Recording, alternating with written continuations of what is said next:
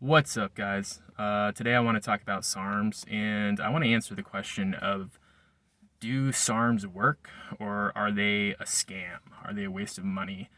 Is it worth it to go out of your way and purchase SARMS?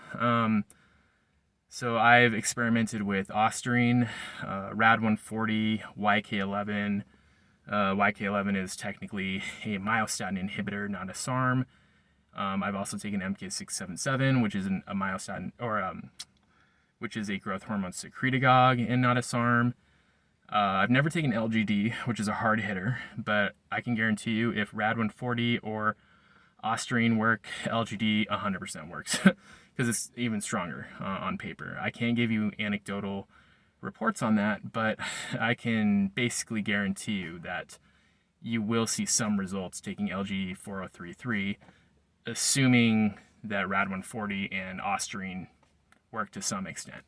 So here's the thing that you have to understand about SARMs and how they're marketed in general is they're oftentimes overhyped because they're legal to buy, and they do actually offer some sort of anabolic response because they do work to an extent.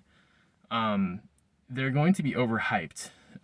This is not something that's going to last forever. In fact, I'm pretty sure they're in the process of becoming illegal because a lot of the suppliers of SARMs that used to, exist, a lot of the websites are down now. So I'm seeing that it's becoming harder and harder to acquire SARMs. So it's not going to be legal forever, and the reason is because they do work. Now, do they work the same or to the same extent as steroids? They don't. SARMs are basically going to give you a little bit of an extra edge. They're going to maybe put on a couple of pounds of muscle.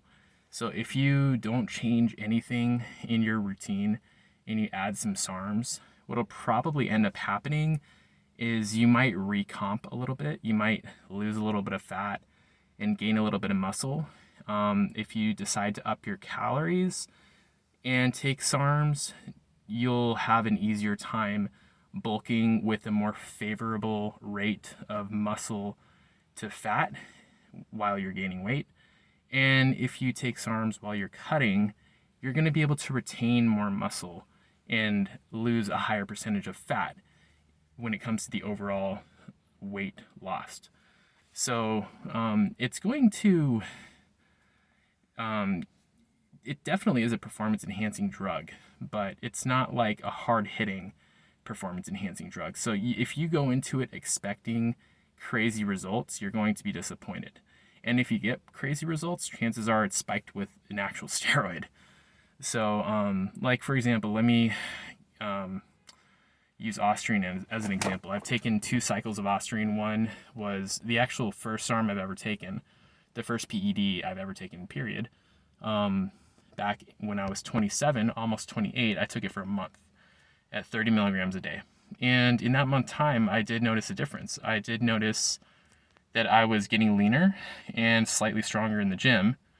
And my protein's always been on point. I always had 200, 250 grams of protein a day.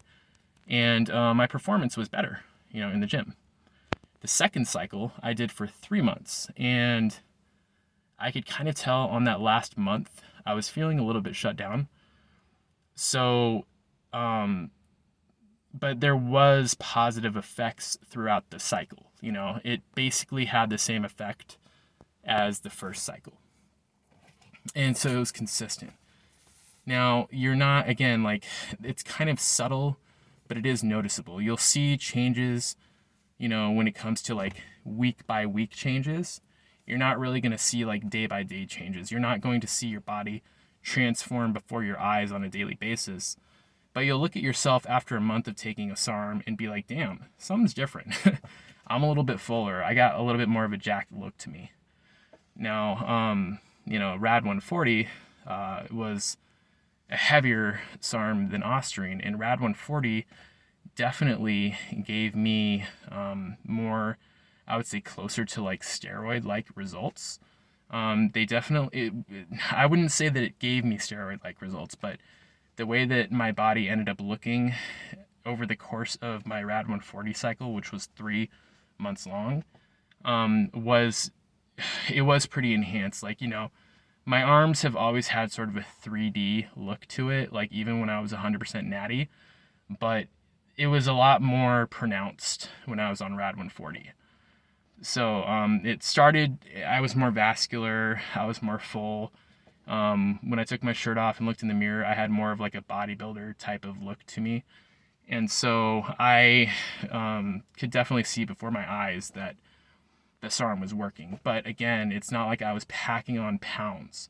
And so if you ever hear someone say, oh, I took Rad 140 and I gained 20 pounds, it's placebo effect. They just ate a ton of food and they convinced themselves it was because of the Rad 140. It wasn't actually legit. You're probably going to gain maybe, like, if you take Rad 140 for 3 months and you've never taken a PED before, you've never taken steroids, and let's say that your noob gains are already out of the way and you just want something to give you a little bit of a boost, a little bit of an edge, you might gain 1 or 2, 3 pounds of muscle, right? You might get a little bit more of an edge in the gym. You might have a little bit more of an aesthetic appearance when you look in the mirror, but it's not going to be like test and trend where you're just like jacked out of your mind. You know what I mean? So you have to have realistic expectations with these things.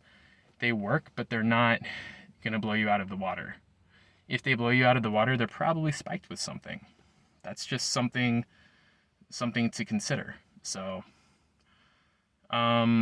I guess my camera is saying I'm gonna run out of space soon. So hopefully this video was somewhat helpful. Long story short, don't expect too much. SARMs work,